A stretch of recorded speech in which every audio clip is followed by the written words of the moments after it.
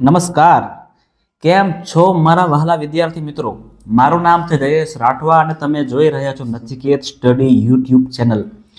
મિત્રો, આપણે આ વિડીયોની અંદર સોલ્વ કરવાના છે તમારું ધોરણ 10 વિષયમાં આવેલ જે પ્રશ્ન બેંક છે, એટલે કે જે એસાઇનમેન્ટ તમે કહી શકો છો તમારી એકમ કસોટી માટેનું. એમાં આપણે આ વિડીયોની અંદર મિત્રો સ્પેશિયલી ખાસ કરીને વિભાગ એ ને આપણે સોલ્વ કરીએ છીએ. અને સેક્શન એ જે ટૂંકા પ્રશ્નો હોય છે, સૌથી પહેલા આપણે સેક્શન એ ના પ્રશ્નોને સોલ્વ કરીશું. ત્યાર પછીના વિડીયોમાં જે બી વિભાગના પ્રશ્ન છે, ત્યાર પછી સી વિભાગના પ્રશ્ન, ત્યાર પછી વિભાગ ડી ના પ્રશ્ન, એમ કરીને આપણે અલગ અલગ વિડીયો બનાવીને અલગ અલગ સેક્શનને સંપૂર્ણપણે શાંતિથી મસ્ત રીતે શીખવાના છે કે તમારે ભાઈ કોપી ના કરવું પડે, તમે બધા જ જવાબને મગજમાં ફિટ કરી શકો અને તમે એની રીતને પણ શીખી શકો, જેથી મિત્રો તમને બોર્ડની એક્ઝામની અંદર જરા પણ તકલીફ ન પડે અને તમને મિત્રો કંઈક શીખવા મળે. એ માટે આપણે આ ખાસ વિડીયો બનાવી રહ્યા છે. તો મિત્રો, તમારો પણ આશય ખાસ એ ન હોવો જોઈએ કે ડાયરેક્ટ તમે કોપી મારી લો. તમારે અહીંયા માત્ર ને માત્ર શીખવાનું છે કે કેવી રીતે જવાબ બધા આવેલા છે. બરાબર છે? ચાલો શરૂઆત કરીએ મિત્રો. અહીંયા આપણે ચેપ્ટર નંબર 4, 5, 6, 10 અને 11 આ ચેપ્ટરના જે જવાબો છે એ આપણે ક્લિયર કરવાના છે. એટલે કે સપ્ટેમ્બર થી ડિસેમ્બર સુધીનો જે માસનો જે અભ્યાસક્રમ છે એ આપણે આમાં સોલ્વ કરાવીશું. ચલો શરૂઆત કરીએ આપણે સૌથી પહેલા ચેપ્ટર નંબર 4 થી. તો દ્વિઘાત સમીકરણ 4x² - 4x + 1 = 0 નો વિવેચક ખાલી જગ્યા છે. વિવેચક એટલે શું ખબર છે મિત્રો? વિવેચક એટલે ડી.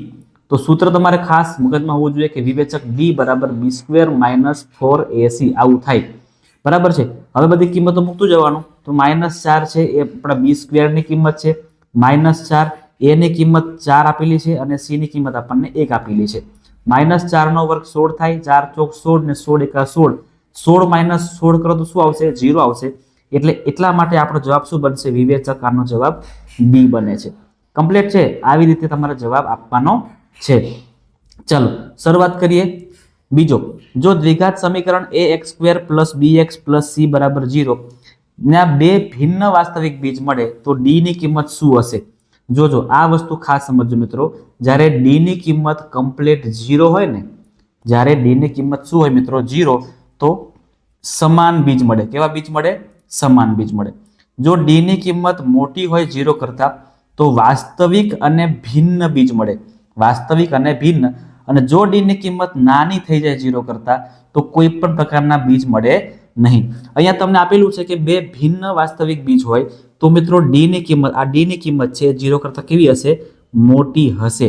એટલે જે મોટો ભાગ છે ને, મોટો ભાગ એ આ તરફ આવે અને 0 છે એ નાની તરફ આવશે. બરાબર છે? ચાલો આગળ વધીએ છીએ. જો દ્વિઘાત સમીકરણ ax² + bx + c માં તમે જો અહીંયા કે 0 આપણને આપેલું છે, તો 0 હોય એનો મતલબ કે આપણને સમાન બીજ મળશે. આપણને સમાન બીજ મળે છે. જોજો તમે લોકો આને ગોખી નાખો તો પણ ચાલશે અને તમને આની રીત પણ શીખવાડું કે આવી રીતે વર્ગમૂળ 2 એના વર્ગમૂળ 2 + વર્ગમૂળ 2 આવી રીતના આગળ વધશે મિત્રો. આનો મતલબ એવો કે આનો જવાબ આપણે શું કરી દેવાનો? જે અંદર સંખ્યા આપી હોય ને એ જ આપણે ટીક કરીને ભાગી આવવાનું છે. આમાં વધારે મગજ દોડાવવાનું નથી. પણ જેને મગજ દોડાવવું જ છે એ આવું કરી શકે કે આ જે આખી સંખ્યા છે ને એને આપણે x ધાર લેવાનું. શું ધાર લેવાનું? x. તો સમજો કે આટલો જે અંદરનો ભાગ છે ને આને આપણે x લઈ લઈએ તો આવું બનશે કે √2 + x. હવે આપણે આનો વર્ગ કરતા જઈએ એટલે કે x બરાબર x². અહીંયા 2 નો વર્ગ 4 આવશે અને અહીંયા પાછો x નો વર્ગ. આવું કરતા કરતા આપણે છેલ્લે જઈશું મિત્રો તો આપણને x - 2 માફ કરજો, x - 2 અને x - 2 આવું મળશે. તો x - 2 શું બનશે? +2 અને x - 2 છે -1 બનશે, પણ એની કઈ જરૂર નથી. એટલે x બરાબર 2 આપણો જવાબ આવી રીતે આવે. જો કમ્પ્લીટલી ગણવા જઈએ ને મિત્રો તો આપણને 3 કે 4 મિનિટ બગડે, પણ એવા દાખલાઓ મોટામાં પૂછાતા નથી, ટૂંકામાં પૂછાઈ જાય. એટલે એમાં વધારે મગજ દોડાવવાનું નહીં. જે સંખ્યા આપણને અંદર આપી હોય ને એને જ આપણે ઠીક કરી દેવાનું છે. ચલો દ્વિઘાત સમીકરણ માટે વિવેચકનું સૂત્ર, ભાઈ એમાં તો ટાઈમ પાસ કરવો જ નથી આપણે. b² - 4ac આપણો જવાબ થાય.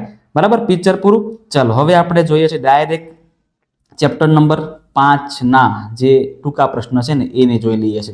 મોટા પ્રશ્ન આપણે પછી જોઈશું. આપણે સ્ટેપ બાય સ્ટેપ કામ કરીએ છીએ એટલા માટે. હવે આપણે સમાંતર શ્રેણીના પ્રશ્નોના જવાબ ચેક કરીએ છીએ. પ્રથમ n અયુગ્મ પ્રાકૃતિક સંખ્યાઓનો સરવાળો પૂછે. શું કહે છે? પ્રથમ n અયુગ્મ પ્રાકૃતિક સંખ્યાઓનો સરવાળો પૂછે તો મિત્રો સીધું જ આપણે n નો વર્ગ ટીક કરીને આવવાનું છે. બરાબર છે? અયુગ્મ તમને ખાલી એવું પૂછે ને કે પ્રથમ પ્રાકૃતિક સંખ્યાઓનો સરવાળો તો n + 1/2, પણ પ્રથમ અયુગ્મ પૂછે અયુગ્મ તો n નો સ્ક્વેર કરી દેવાનું છે.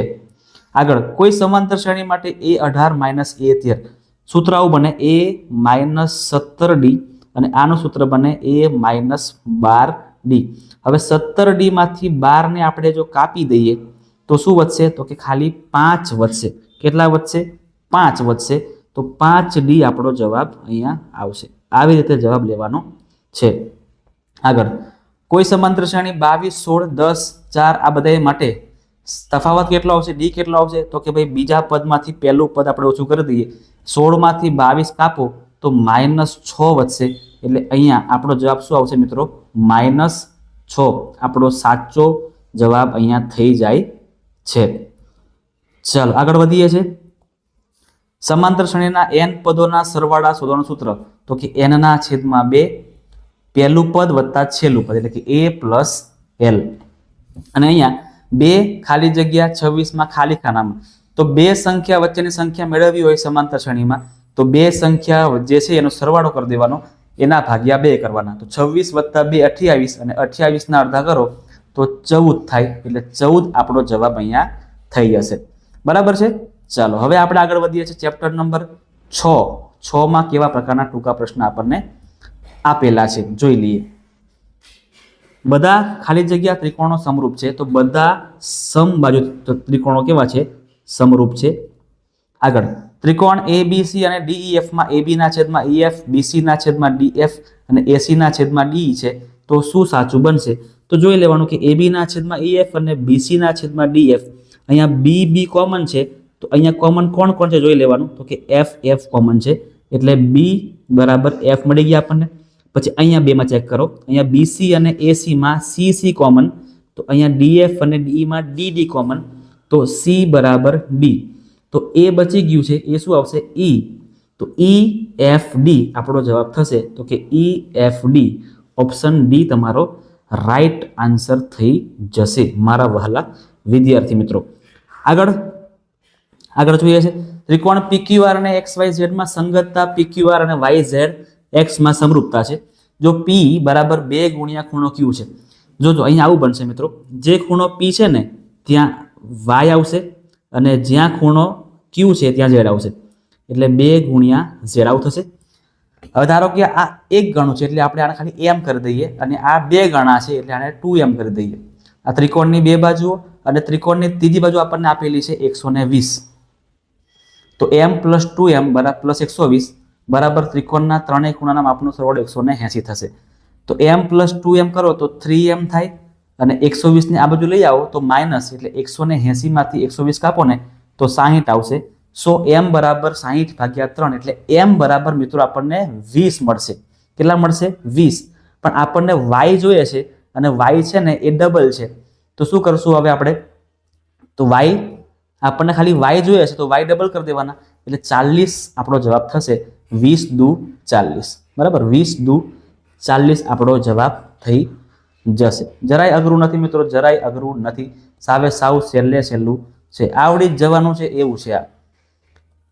ચલો આગળ ખરા ખોટા જોઈ લઈએ.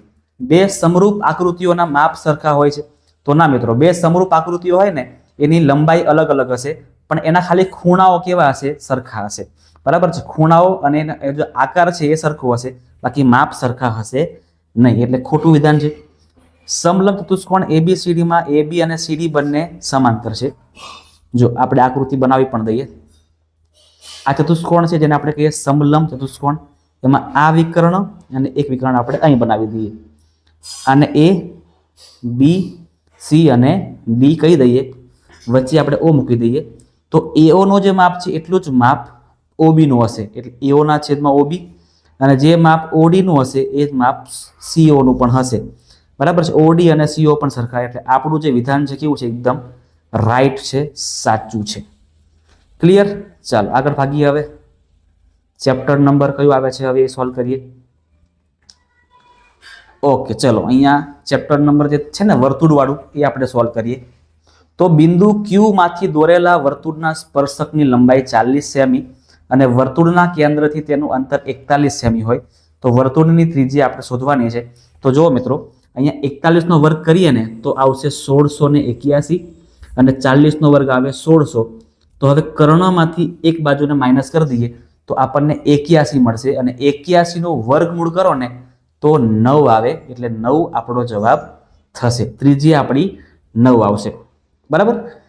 ચલો, જો ઓ કેન્દ્રવાળા વર્તુળને P બિંદુમાંથી દોરેલા સ્પર્શકો P અને PB વચ્ચેનો ખૂણો 70 છે તો એક ખૂણો 70 અને બીજા સ્પર્શકવાળા બે ખૂણા 90 90 ના હોય તો 90 + 90. તો ત્રીજો ખૂણો આપણને મળી જશે. કેવી રીતે? તો કે કુલ સરવાળો 360 થાય. આ બધાનો પ્લસ કરો તો 250 અને 250 માંથી જે 250 આવશે ને એ 360 માંથી આપણે માઇનસ કરવા પડે તો 110 થાય. પણ આપણને આખો જે ખૂણો છે ને 110 મળે. આપણને અડધો જોઈએ છે તો 110 ને આપણે અડધા કરવા પડે એટલે 55 અહીંયા આપણો જવાબ થશે. 55 ડિગ્રી આપણો જવાબ થાય છે. ક્લિયર છે? ક્લિયર છે ને બધા મિત્રોને? ક્લિયર થઈ ગયું હશે. ચલો આગળ જોઈએ છે.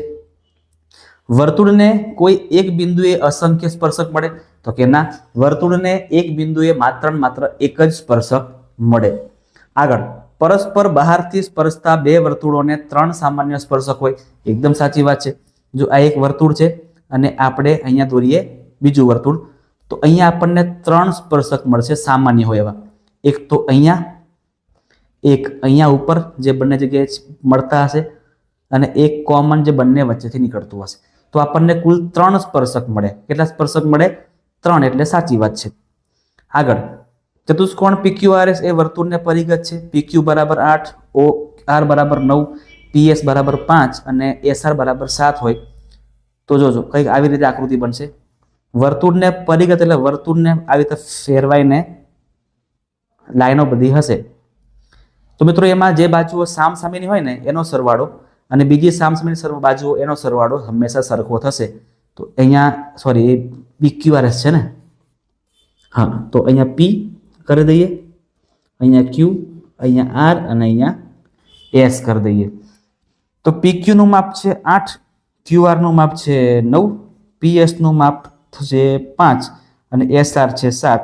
તો આનો અને આનો સરવાળો કેટલો થશે? તો 9 ને 5 14 અને આનો સરવાળો કેટલો? 8 ને 7 15. તો બંને ખરેખર સરખા થવા જોઈએ પણ થતા નથી. એટલે અહીંયા આપણું વિધાન કેવું બનશે? આ ખોટું બનશે. બરાબર. સામસામેની બાજુઓનો સરવાળો બીજી સામસામેની બાજુઓના સરવાળા જેટલો જ થવો જોઈએ તો આપણું વિધાન સાચું ગણાય, બાકી ન ગણાય. હવે ચેપ્ટર નંબર 11 12 પર પહોંચી જઈએ છીએ આપણે, જેમાં માત્ર જોડકા જ આપેલા છે. જોડકાને સોલ્વ કરીએ એટલે પિક્ચર પૂરું. ચલો, અહીંયા વર્તુળનો પરિઘ સૂત્ર આવશે એનું πd અથવા તો 2πr. વર્તુળનું ક્ષેત્રફળ બધાને ખબર છે πr² અથવા πd²/4. આગળ, વૃત્તાંશનું ક્ષેત્રફળ કેટલું આવશે? તો કે πr² થીટાના છેદમાં 180. બરાબર છે. πr² થીટાના છેદમાં 100 ક્યાંક ભૂલ છે અહીંયા આવું નહીં આવે. થીટાના છેદમાં 300 ને બરાબર 60 આવશે. આ આવશે 1/2 180 × 2. જો તમને આવી રીતે પૂછ્યું છે એટલે કન્ફ્યુઝ કરી નાખે. πr² થીટા એના છેદમાં 360 એટલે આપણો જવાબ બરાબર છે આ વાળો.